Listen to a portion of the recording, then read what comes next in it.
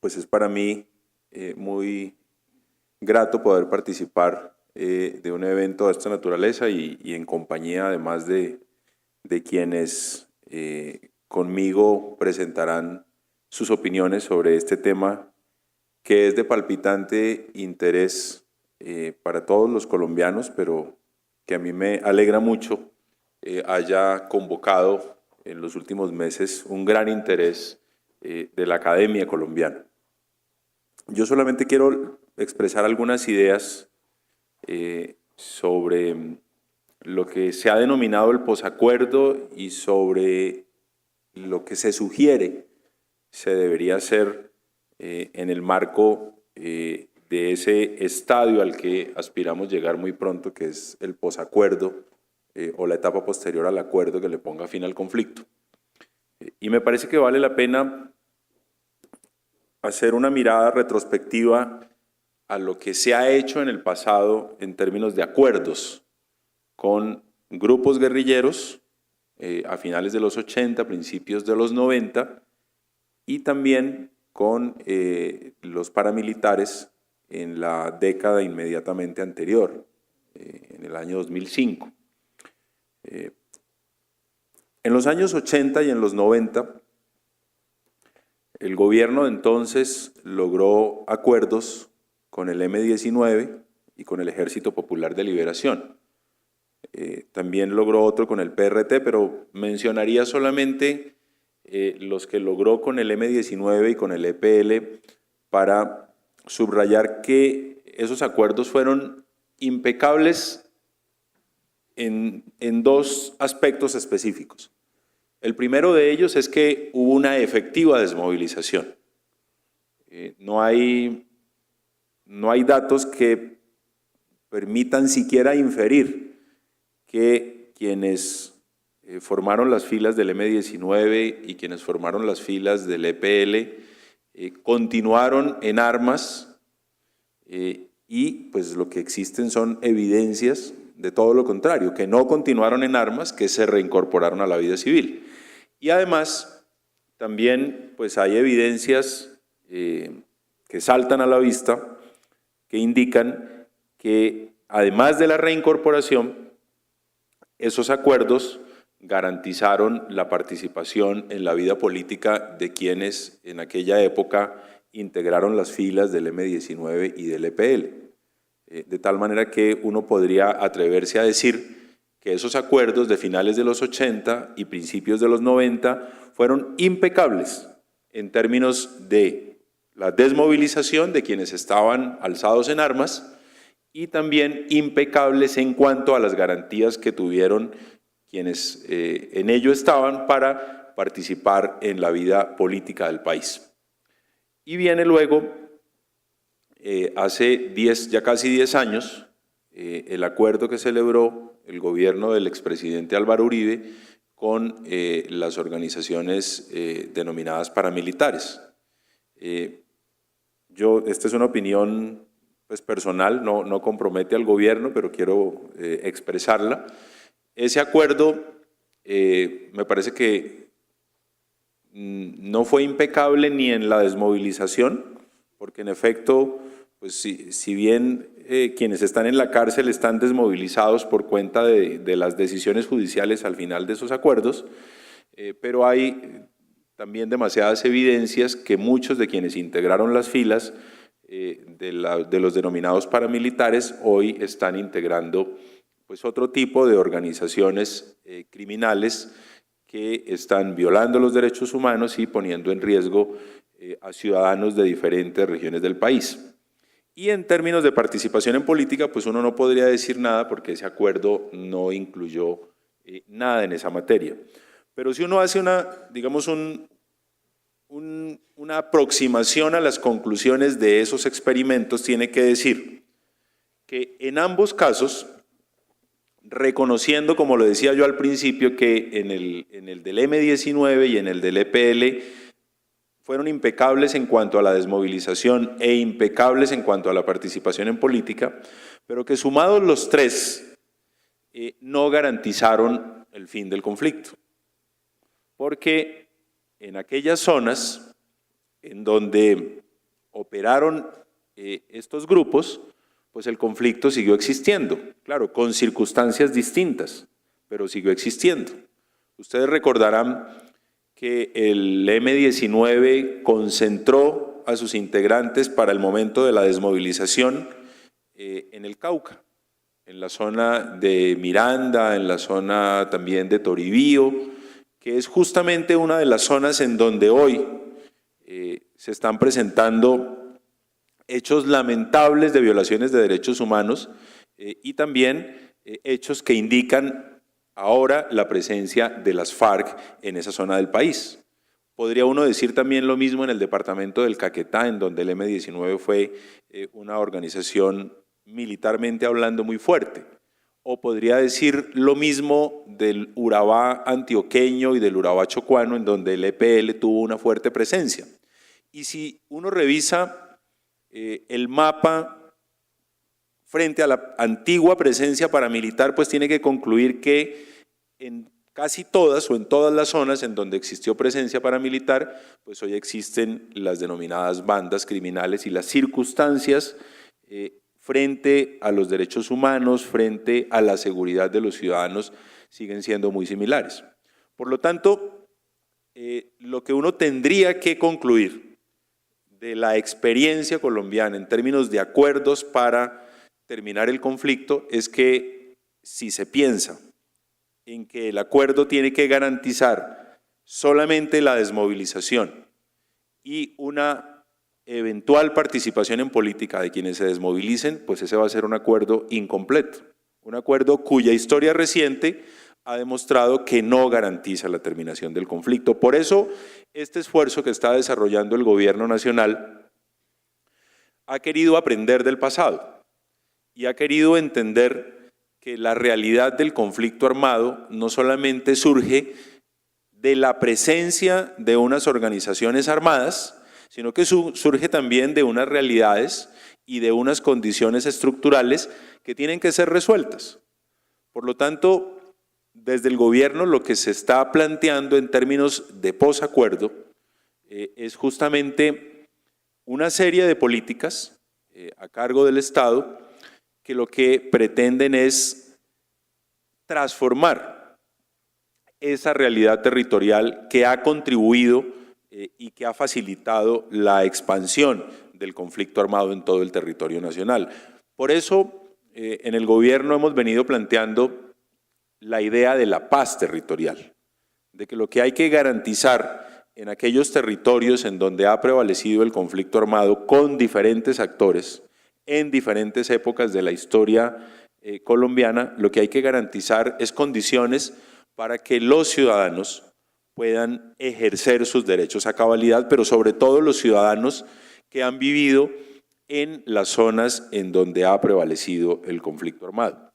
Y ya hay varias políticas en marcha que tienen que ver con el posacuerdo. La primera de ellas, pues, es la Ley de Víctimas y Restitución de Tierras, que es una política que se convierte en única en Colombia, no porque los contenidos que se están desarrollando en Colombia sean únicos en el mundo, digo única en el mundo no porque los contenidos que se estén desarrollando en Colombia no existan en otro lado. Lo que hace único ese experimento en el mundo es que él mismo se está desarrollando en medio del conflicto. Se están reparando a las víctimas, que significa no solamente la indemnización administrativa, que es lo que la gente normalmente conoce de esta política, sino que se están desarrollando una serie de políticas integrales que tienen que ver con la restitución de tierras, que tienen que ver con la reparación transformadora, que tienen que ver con las medidas de satisfacción, que tienen que ver con la rehabilitación física y psicológica de las víctimas, pero también se están construyendo desde ya políticas pensando para el posacuerdo. Una que quiero plantear aquí, que es muy importante y que tiene que ser definitiva en este propósito de lograr un posacuerdo que permita transformar las condiciones de vida, y es el establecimiento de políticas públicas diferenciadas territorialmente de tal manera que se garantice la provisión de los bienes públicos básicos. Si el modelo existente en materia de educación se va a seguir desarrollando, este no va a garantizar que las personas que viven en los territorios en donde ha prevalecido el conflicto tengan las mismas oportunidades de educación que tienen las personas que viven en el interior del país. El modelo a través del cual se ha construido el Sistema General de Participaciones indica que la financiación de la educación, para poner solamente ese ejemplo, se hace a través de una medición de la demanda.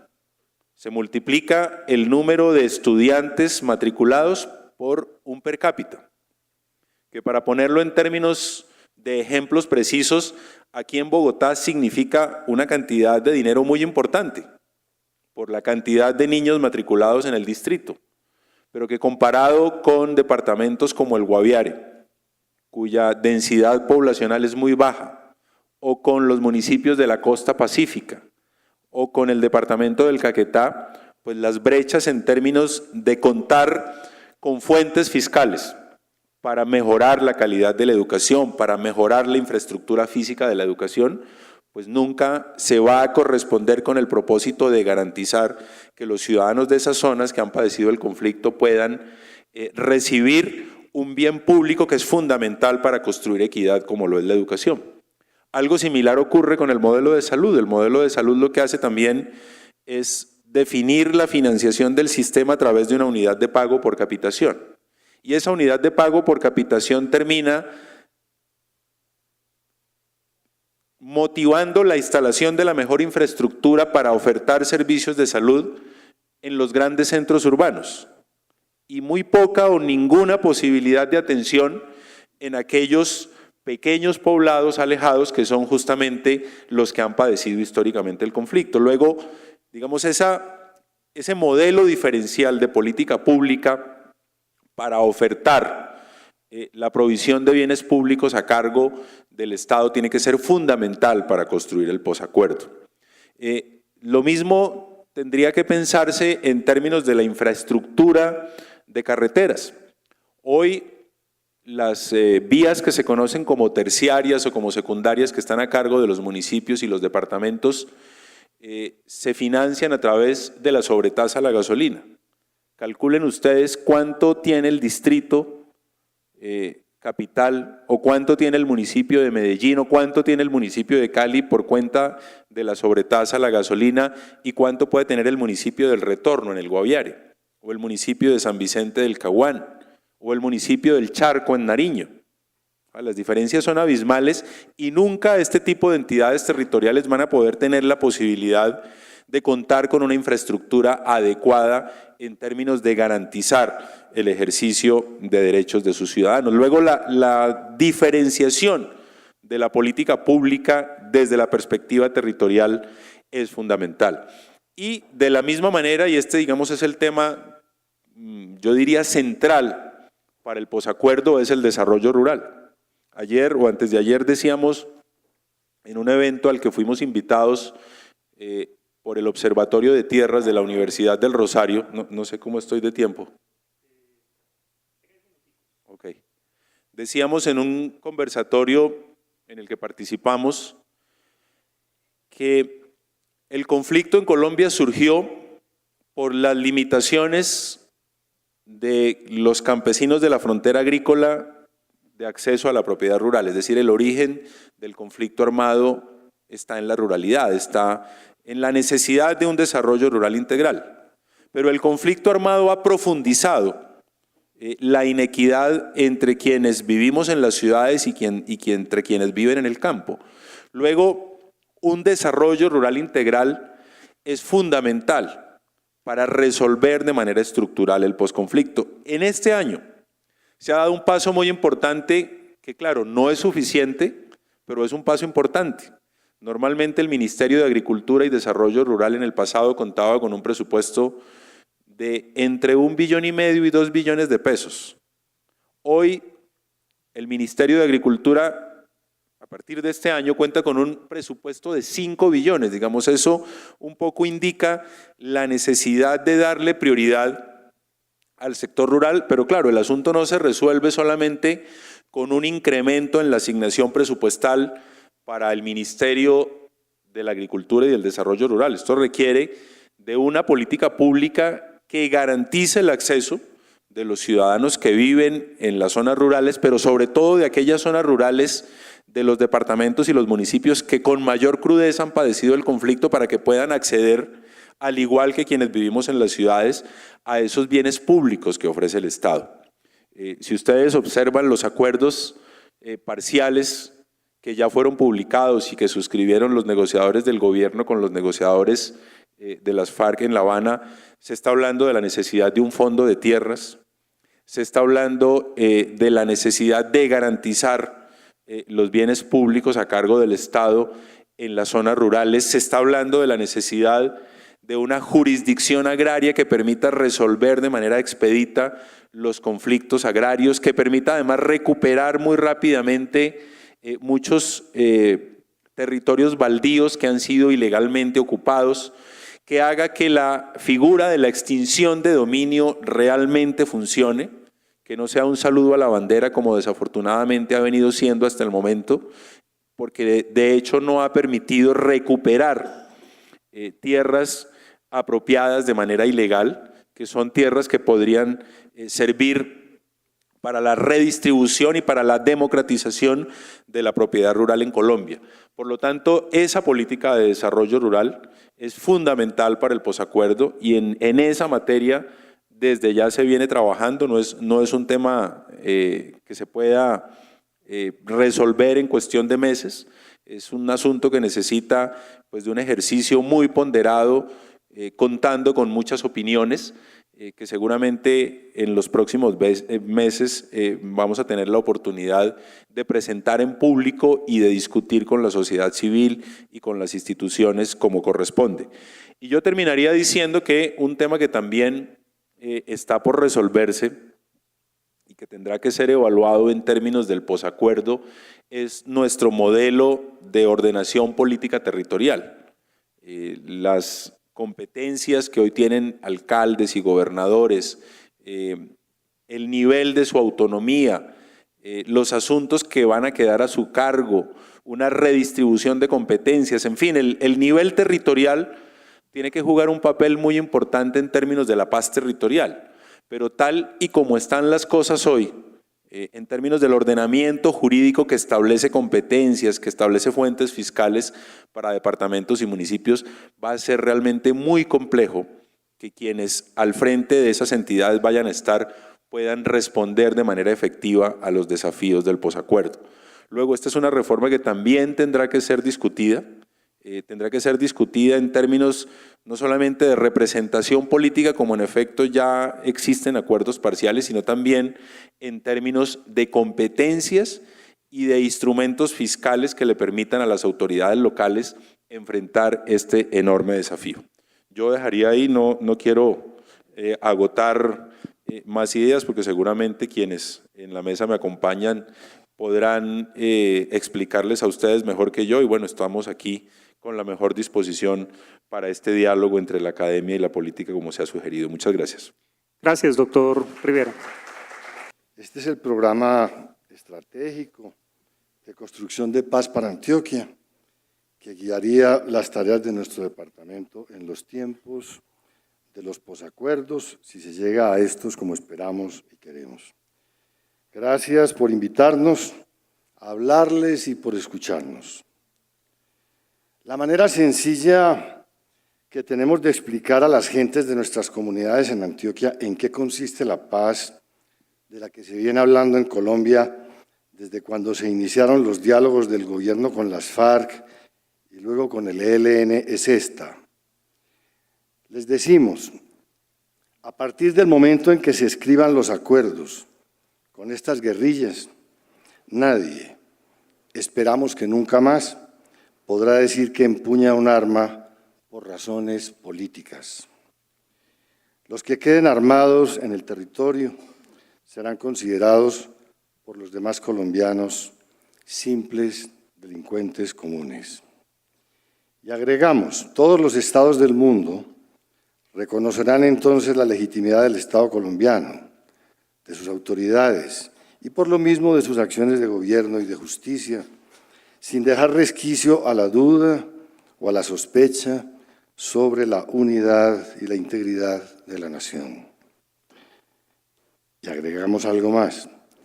La Constitución que resulte después de estos acuerdos será la Constitución de todos los colombianos, la Constitución de los liberales, de los conservadores, de los del Centro Democrático, de los de la U, de los de Cambio Radical, los de la Alianza Verde, de la Unión Patriótica, de la Marcha Patriótica, de las FARC, del ELN, en fin, de todos los que tengan una causa política por qué luchar en la construcción del destino de los pueblos a los que representan y el destino de esta nación. Por lo mismo, la autoridad que se derive de la vigencia de esa Constitución será la autoridad reconocida por todos los colombianos. Lo que quiere decir, amigas y amigos, que al final de este camino podremos afirmar quienes somos de este país, que tenemos el mismo gobierno, con obligaciones por igual con toda la población, la misma policía, el mismo ejército, disciplinados bajo el mando de la misma autoridad civil y bajo los valores éticos en los que se enmarque la voluntad popular, cuando defina sus instituciones y que además el sistema de justicia que reconocemos es el mismo, así como el sistema de formación de las leyes. Más allá de esto, en ese país en paz del que venimos hablando, podremos decir que estamos de acuerdo con las formas del juego democrático, los rituales con los que constituimos esos poderes a través de organizaciones políticas y ciudadanas, y que, por lo tanto, reconocemos la legitimidad de los procedimientos electorales mediante los cuales dirimimos el asunto de quiénes están en cada tiempo en el poder y cómo se resuelven desde ese poder la voluntad de los del pueblo, las expectativas y los problemas de la sociedad, se atienden las necesidades de las comunidades, se orientan los destinos de la nación y se tramitan los conflictos.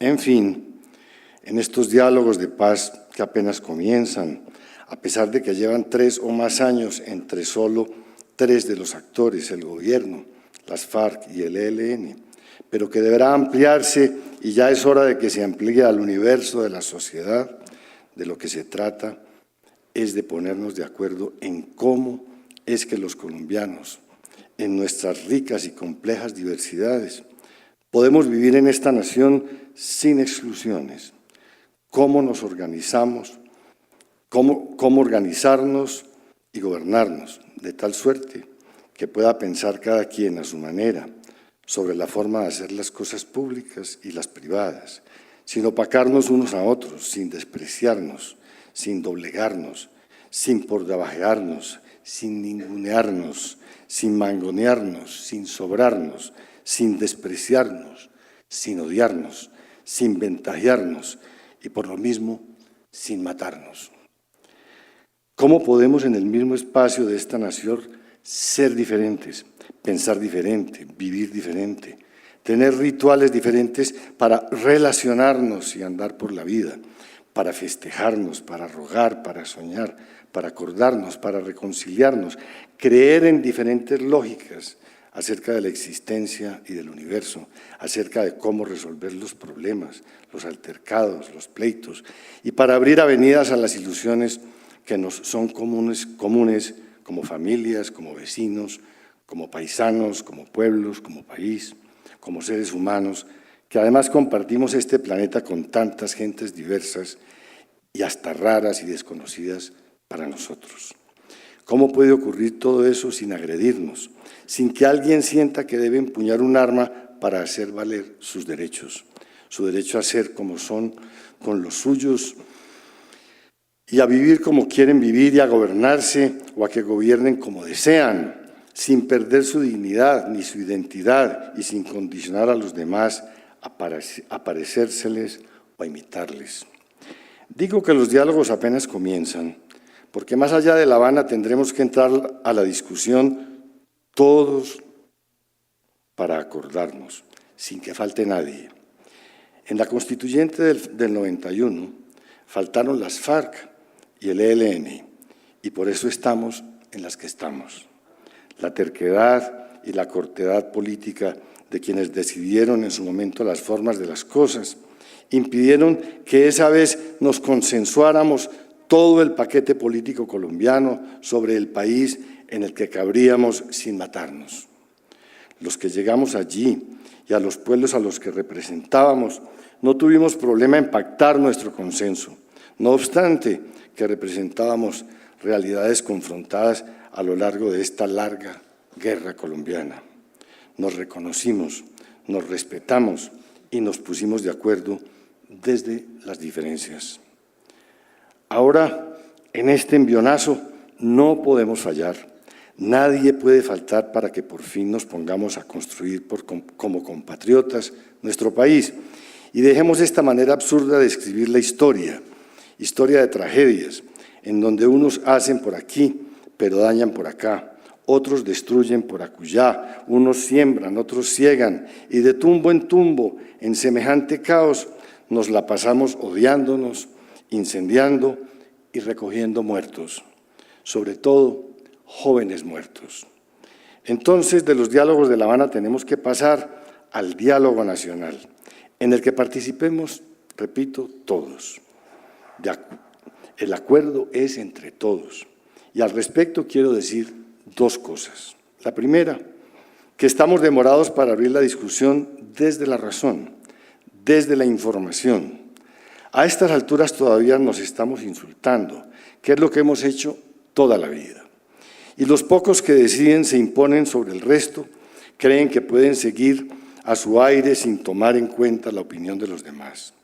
Ya es hora de aterrizar y de aceptar que debemos hablar todos con todos, encontrarnos con la palabra y la inteligencia en la razón, desde la información y desde las realidades que cada quien representa.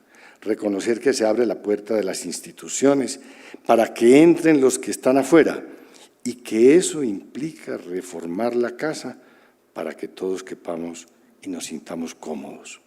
Entonces tenemos que hablar de esas reformas, de las nuevas instituciones y enhorabuena que estemos convocados en este recinto para eso. La segunda idea que quiero expresar a este respecto es esta.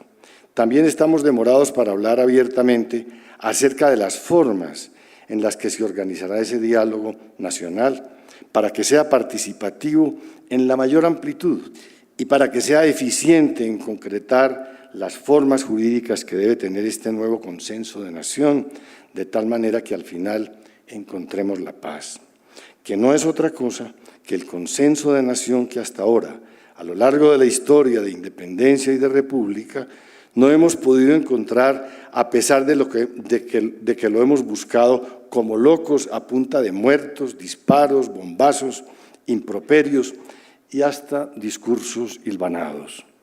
Para mí que vamos para una constituyente.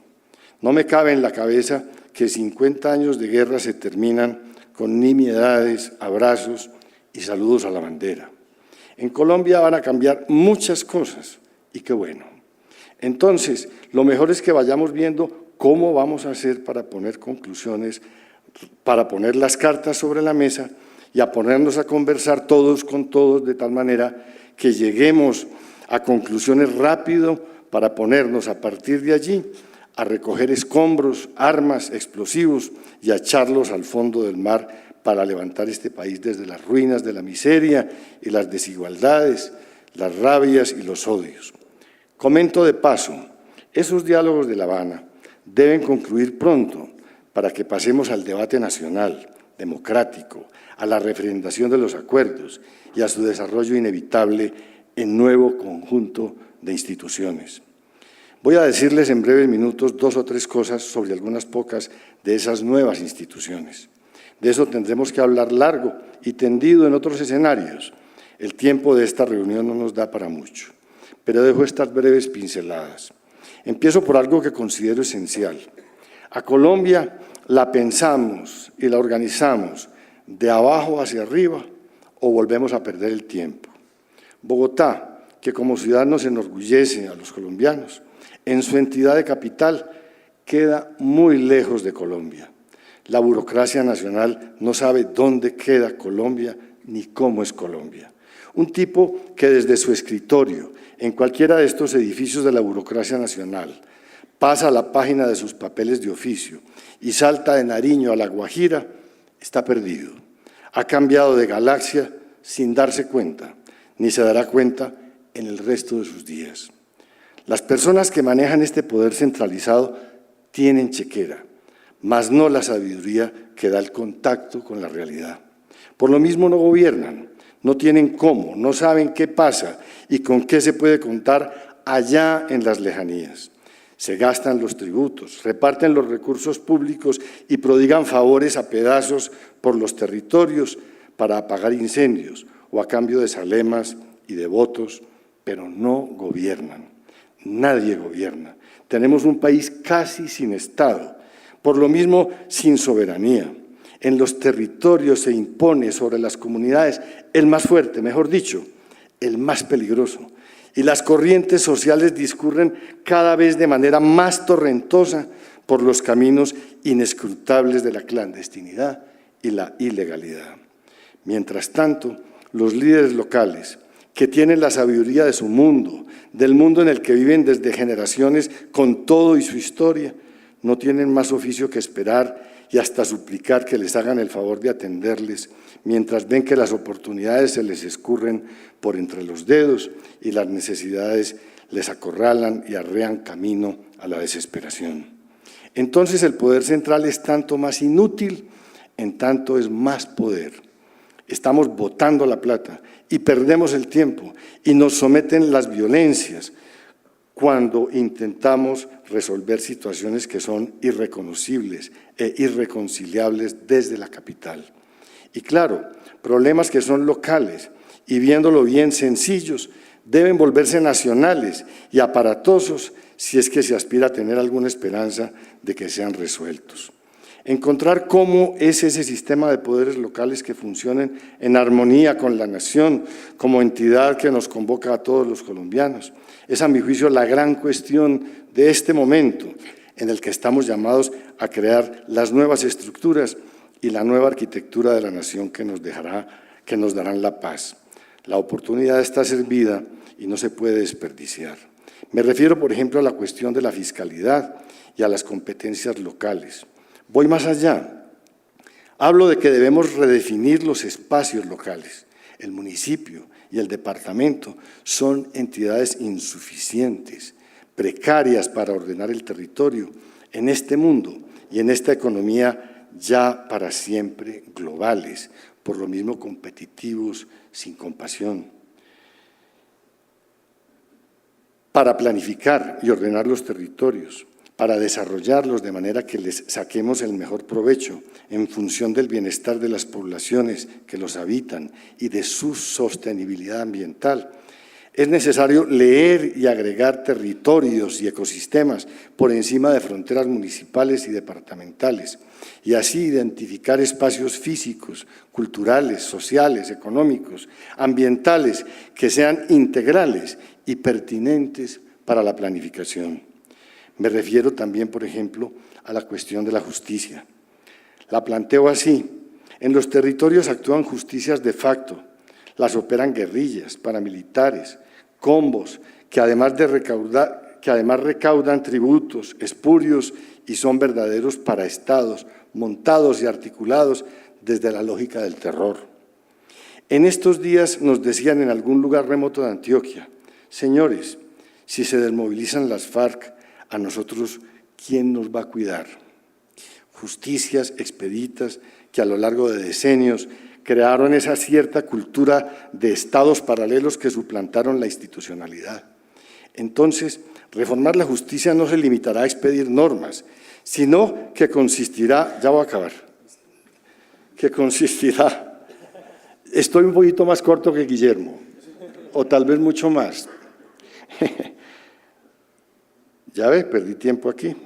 Sino que consistirá además, entonces reformar la justicia no se limitará a expedir normas, sino que consistirá además en encontrar instituciones que reconozca al pueblo porque sean justas y eficientes, aunque no expeditas como las otras, al fin de cuentas eficaces por lo brutales y arbitrarias. De contera, como se ve, será necesario crear cultura de legalidad y de institucionalidad, mejor dicho, crear civilización, que es mucho más que montar aparatos legales. Dejé para lo último el tema de las instituciones que a mi juicio tienen la mayor culpa de estas guerras colombianas y de la que depende en alto grado la paz.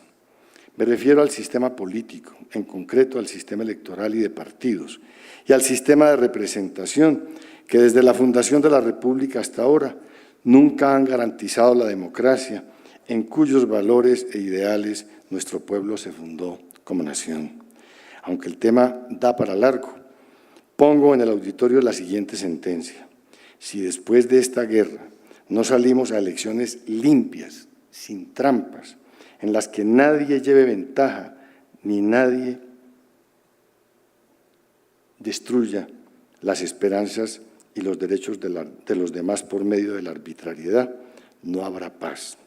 Y si no salimos a votar por quienes representen con propiedad a los grupos sociales, a las comunidades, a las fuerzas políticas que tipifican a esta nación, para que llenen las instituciones del Estado, con voces que hablen de la manera como esas realidades en las que se agrupa la sociedad viven y desean vivir, es decir, si en el poder solo siguen representados los mismos privilegios y los mismos privilegiados, es decir, los mismos con las mismas, preparémonos para 100 años más de guerra.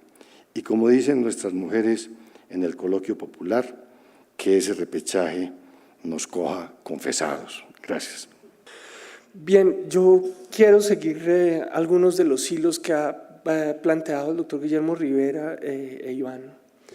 Y en particular uno que tiene que ver con la paz territorial y volver sobre ese asunto un poco. Lo quiero enfocar de esta manera. Creo que las conversaciones de La Habana, tal como han sido planteadas, pues tienen una cantidad de aciertos que en general todos estamos dispuestos a reconocer, y es que a costa de haber sido bastante limitadas en términos de participación, porque son diálogos cerrados y semisecretos hasta hace poco, o el curso de las negociaciones no era conocido.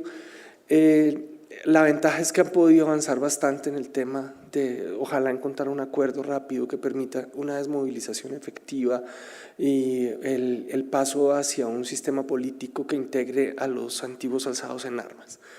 Eso todo está muy bienvenido. Yo quisiera proponer una percepción que ha venido creciendo dentro de los movimientos sociales que tienen diversos nodos de organización, y es cada vez más volver patente esta idea de que lo que se está negociando en La Habana es tal cual lo dijeron las partes, la finalidad de ello es la desmovilización, pero que la negociación que está teniendo curso allí no reúne de manera universal todas las pretensiones y debates que tiene la nación en la política. O sea, no está diseñada para eso y no alcanza a hacerlo. Es decir, que si uno lee los acuerdos a los que se ha llegado en La Habana, que fueron publicados recientemente, lo que encuentra es que hay un excedente de política en los debates de los movimientos sociales y de los actores sociales y políticos del país que no se encuentra en los acuerdos de La Habana. Reitero y lo planteo de otra manera, esos acuerdos responden a la negociación que hay entre las partes allá, pero no reúnen toda la política del país. Y entonces cuando uno habla con los movimientos de jóvenes, preguntan con razón, ¿y dónde está la agenda de jóvenes en La Habana? Las mujeres están preguntando, ¿dónde está la agenda de género en La Habana? Algunas regiones están preguntando, ¿y dónde está mi agenda en La Habana? Y la respuesta del gobierno, con toda razón, y la de las FARC, es los acuerdos de La Habana no pretenden resolver todos los problemas del país. Y eso me parece que está muy bien. Pero lo que quiero es destacar ese excedente de política que hay en el país que no se resuelve en los acuerdos de La Habana y que hace que podamos y necesitemos hacer unas discusiones adicionales, complementarias. Y que por otra parte están diciendo una cosa muy interesante, y es que las FARC frente al gobierno no representan a la sociedad civil, sino que representan una parte que son lo que ellos son, y está muy bien, pero tampoco son más que eso. Ahora, en esa perspectiva de esos excedentes de política que habrán de discutirse y que tenemos que discutir ahora y que nos corresponde a la sociedad civil, pues quiero tomar ese hilo de la paz territorial, que me parece uno de los planteamientos más lúcidos de los acuerdos de La Habana, y esa idea de que para poder asentar la paz se requiere poder arraigarla dentro de los territorios. Y otra vez llegamos a un lugar en el que habría consenso, creo que todos podemos estar de acuerdo con eso. El problema es eso que significa. ¿Qué significa la paz en los territorios? Y creo que ahí empezamos a tener bastantes debates, porque la paz territorial para nada es un asunto pacífico en Colombia. Primero, por algo que ya señalaban quienes me han antecedido, y es el problema de la ideología del Estado Nacional con el que todos hemos pensado, tanto el centro como las regiones en el país. Una ideología, y hablo de ella como ideología porque son una serie de concepciones respecto de la organización política, humana, social y cultural, tremendamente arraigadas, que hace parte de nuestra educación desde el colegio. Y esta idea de que nosotros somos una nación, que tenemos un territorio unificado, que tenemos una sola constitución con el monopolio de la fuerza. Esa idea que además nos dice que hasta que no seamos una nación en esos términos de homogeneidad no podemos avanzar, es una idea que tenemos tremendamente anidada en el fondo de nuestra forma de pensar, y me refiero a toda la población. Creo que ustedes y yo todos hemos sido formados en esa idea.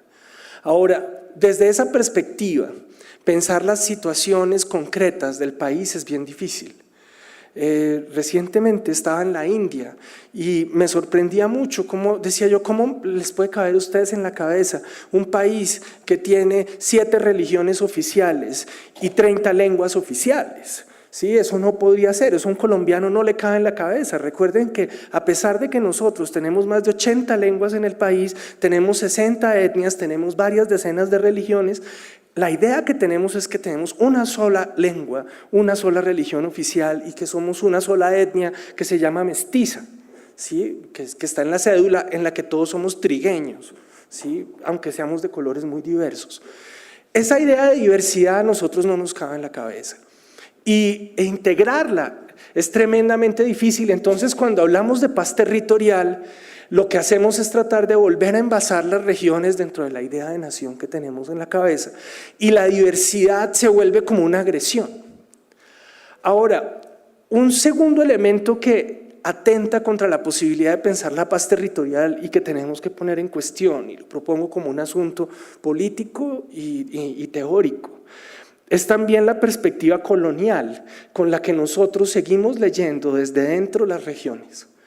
Digo colonial porque uno de los dispositivos que utilizaron los conquistadores españoles cuando fundaron nuestro Estado moderno en el siglo XVI, un Estado que no tiene 200 años, nuestro Estado tiene 300 años, 500 años, de los cuales de esos 500, 300 hemos sido monarquía y 200 república.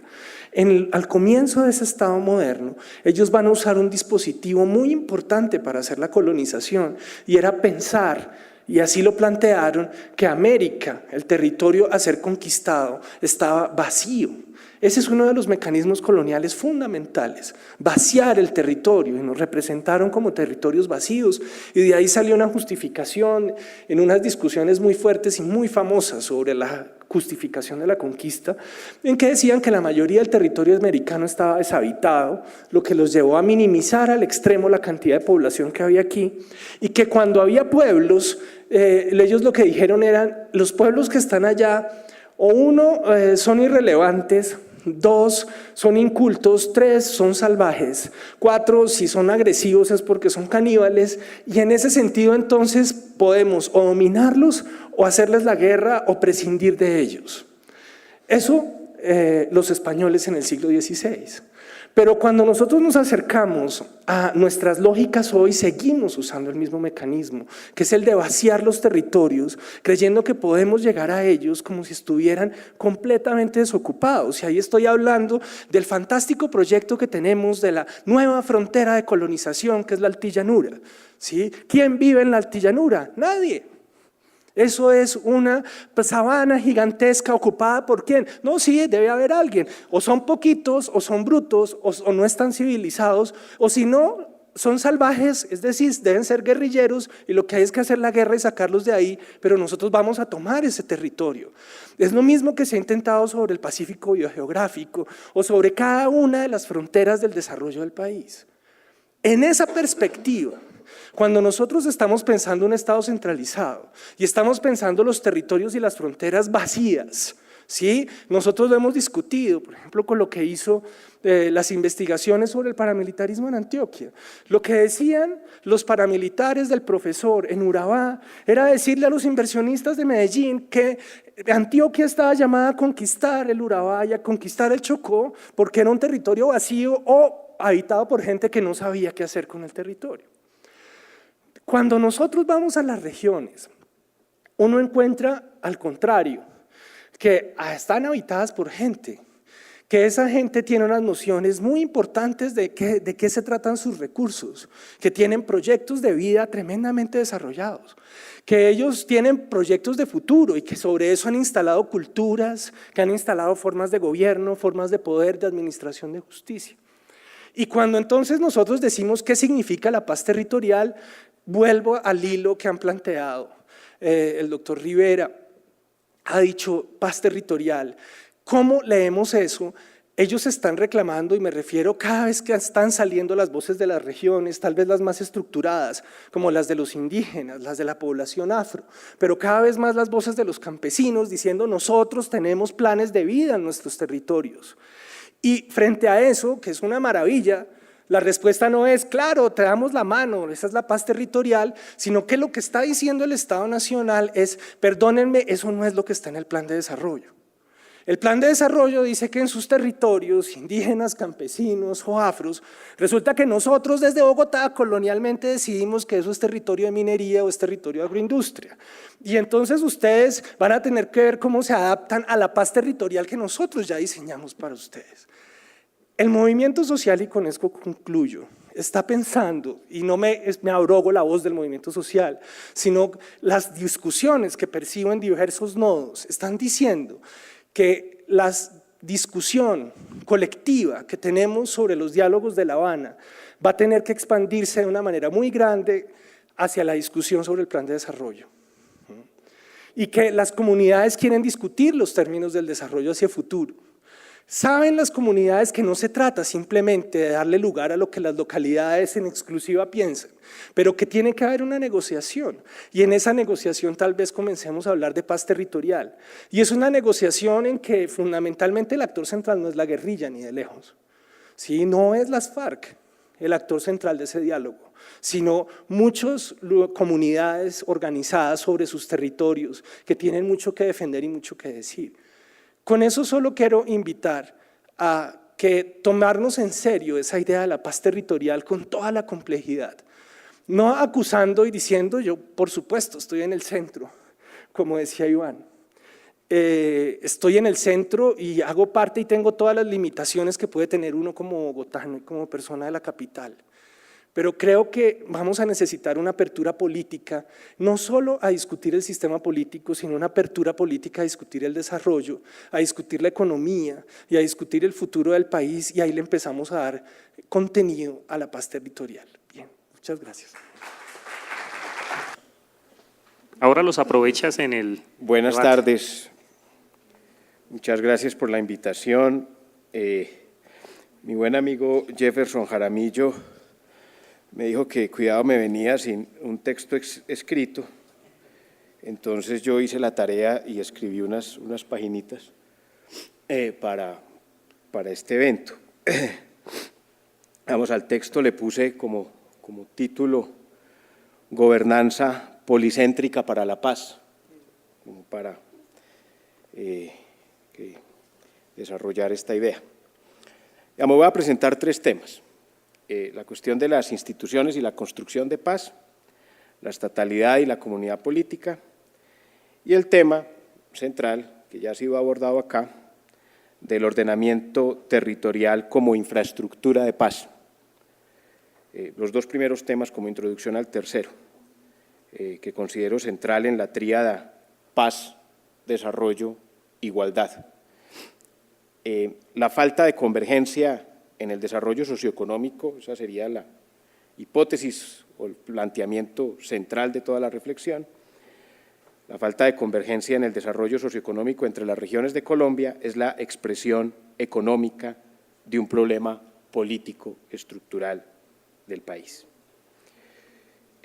Sobre instituciones y construcción de paz, digámoslo, no voy a leer todo el texto, pero las experiencias de las operaciones de construcción de paz en la década de los 90, guiadas por una visión liberal de la paz, y cuando digo liberal de la paz me refiero a la idea wilsoniana, basada en la idea heredada del presidente Woodrow Wilson, de que las democracias no van a la guerra o que las sociedades democráticas de mercado no suelen estar en guerra.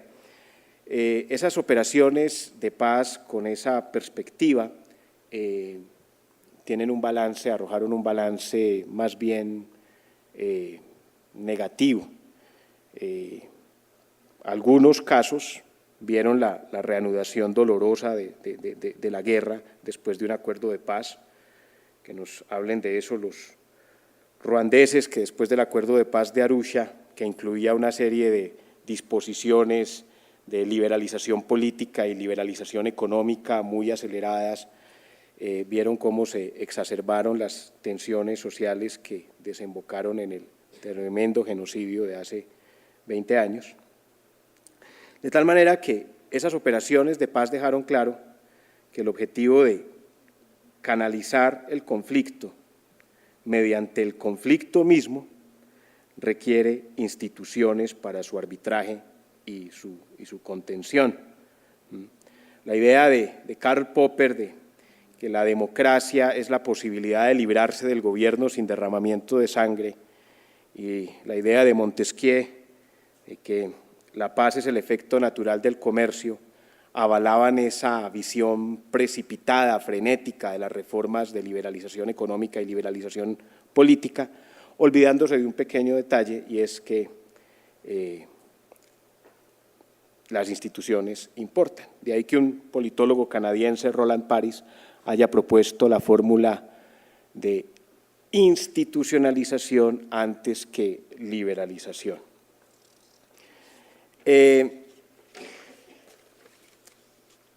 Digamos, el reconocimiento de la importancia de las instituciones es un paso en la dirección correcta, es un avance, es un reconocimiento que, por ejemplo, hace explícito el secretario general de Naciones Unidas, Ban Ki-moon, cuando afirma que las instituciones definidas como las reglas de juego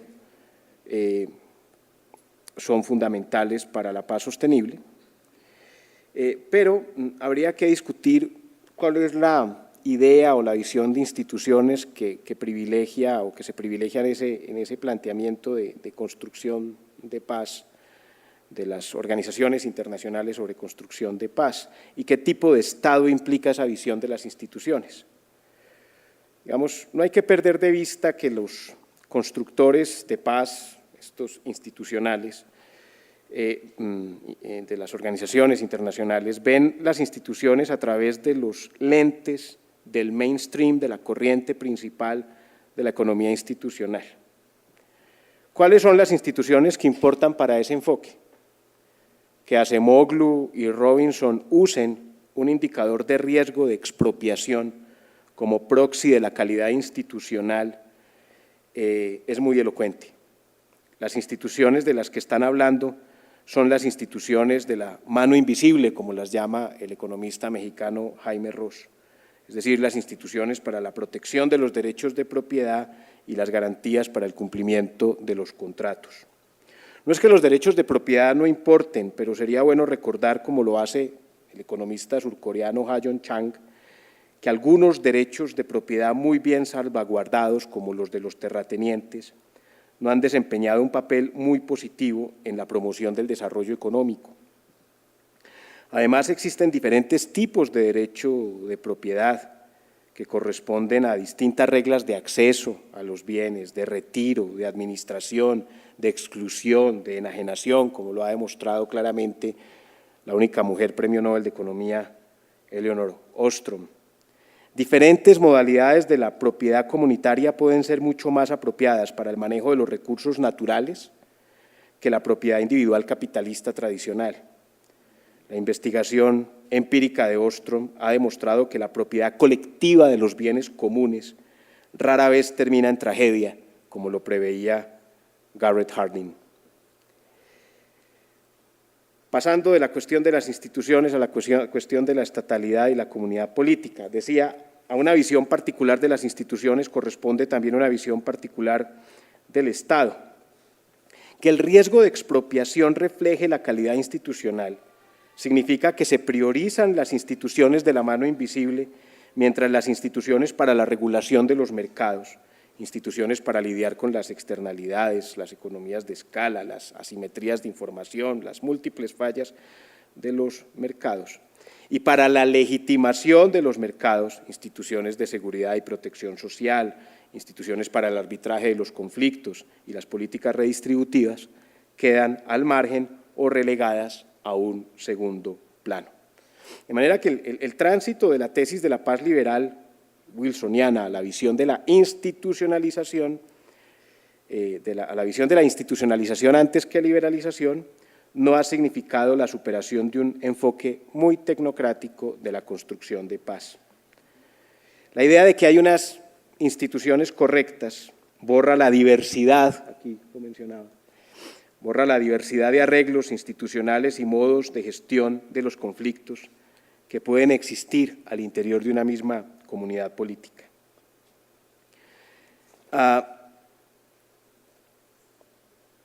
La idea de que hay unas instituciones correctas, decía, corresponde a una visión, lo mencionaban acá, de un Estado del Estado como un actor homogéneo que se alza por encima de la sociedad y cuyos diseños de política pueden ser implementados para producir una serie de resultados esperados. Pero el Estado no está por fuera de la sociedad. Un politólogo que a mí me gusta mucho por la forma en que complejiza el concepto de Estado, Joel Migdal, nos señala que el Estado tiene dos dimensiones. Es un campo de poder que se distingue por la existencia de dos dimensiones. Uno, la imagen en la que nos educaron, con la que nos educaron en la escuela. La imagen de una organización coherente que controla un territorio, que es la representación del pueblo circunscrito a dicho territorio. Y dos, las prácticas reales de sus múltiples partes. Construir un Estado a la europea no sería viable. Ni el cardenal Richelieu ni los Tudor se sentaron y dijeron vamos a construir el Estado. Pero en todo caso, lo que nosotros sí necesitamos es algún tipo, obviamente sin replicar la experiencia europea, algún tipo de infraestructura estatal para la provisión de bienes públicos, empezando por la seguridad y la justicia, y los bienes meritorios, la salud, la vivienda, la educación y las oportunidades de acceso al ingreso, y para el arbitraje de los conflictos sociales.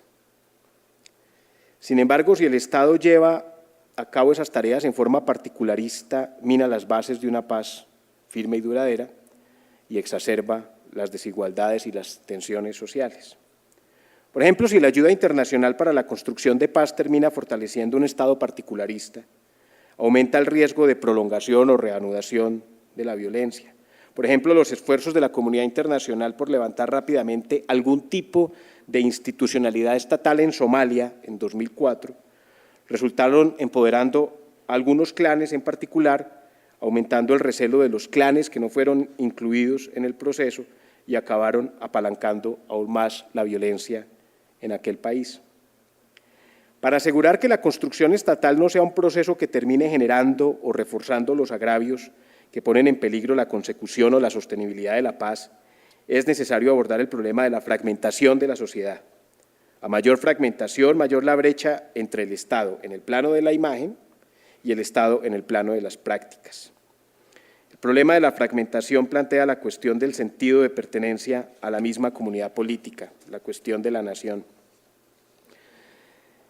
Esa, podríamos decir, es la condición de fondo, ese sentido de pertenencia a la misma comunidad política, la condición de fondo de la estatalidad. Ahora, aunque no es claro cuál es el tipo de políticas requeridas para la promoción de esa condición de fondo, resulta plausible considerar que el fomento de la ciudadanía como una identidad compartida, como un sentido de pertenencia a la misma comunidad política, implica involucrar en el proceso mismo de construcción estatal políticas de promoción de la igualdad. En el caso colombiano, el mayor reto para la disminución de la desigualdad es contrarrestar la falta de convergencia regional en el proceso de desarrollo, que es justamente ahí donde han anidado las oportunidades de reproducción de los competidores armados del Estado. Y el tema entonces de la desigualdad en el desarrollo regional nos pone frente a la cuestión del ordenamiento territorial. Y aquí entro a la parte más importante, considero yo, de esta intervención, que es la del ordenamiento territorial como infraestructura de paz. En Colombia se ha pensado la cuestión de la debilidad del Estado como la precariedad de la presencia del Estado nacional en el territorio o su presencia diferenciada. Esa visión continúa viendo al Estado como un actor homogéneo y coherente que no logra imponer el orden sobre una sociedad indómita y fragmentada. Es un enfoque top-down del Estado, pero por el otro lado, la descentralización entendida como la municipalización del Estado, en lugar de haber contribuido al aumento de su capacidad, lo diluyó por completo en las regiones. Un poder diluido, incapaz de regular los procesos sociales y económicos en el territorio y convertido en botín de caza e instrumento de apalancamiento político de élites locales armadas y no armadas.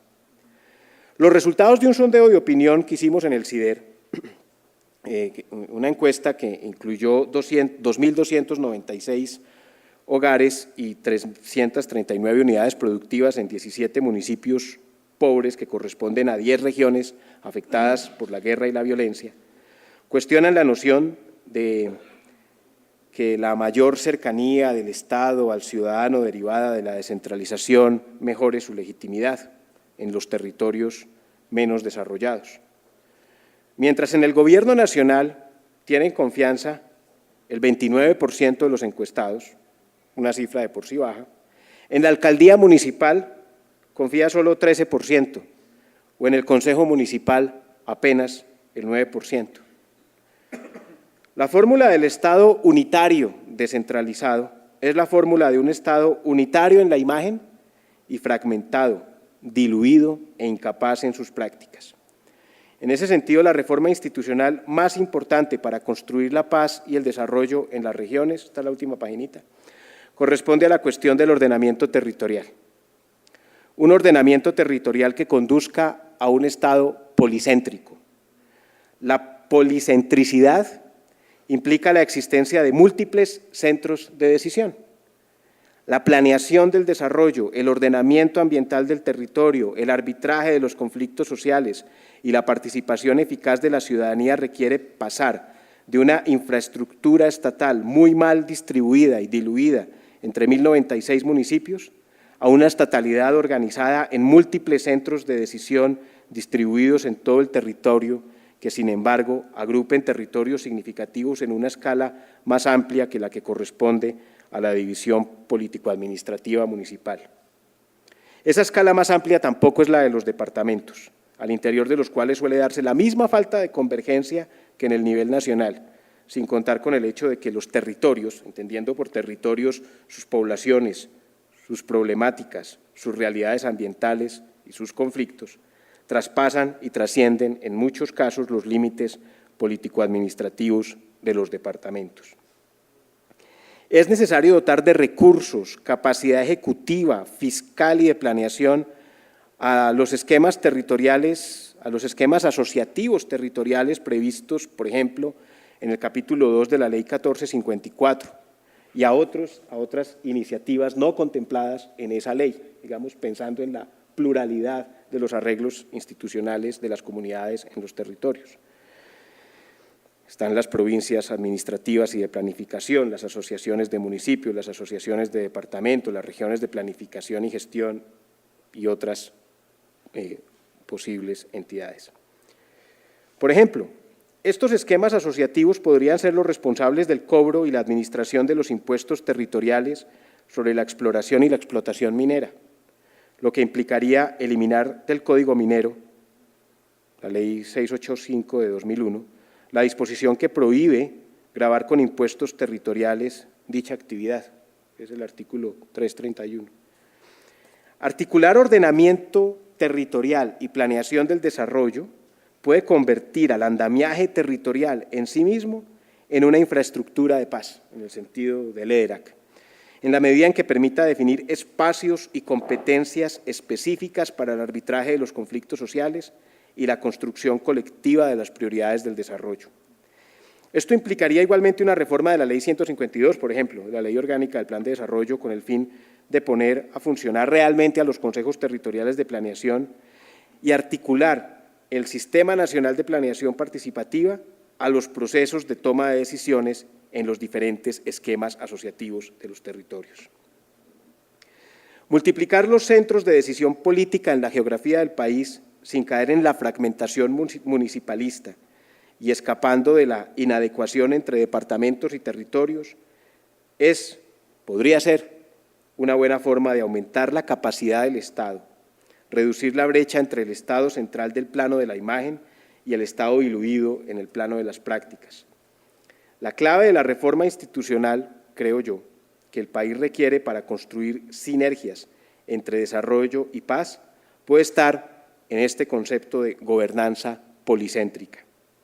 El giro local de la construcción de paz no debe ser entendido como un giro localista, como un giro hacia lo micro, sino como la articulación de lo micro en el nivel meso, en el nivel, por ejemplo, de las provincias, donde más se necesita al Estado y donde más viable resulta la coincidencia entre capacidad estatal y democracia. Gracias.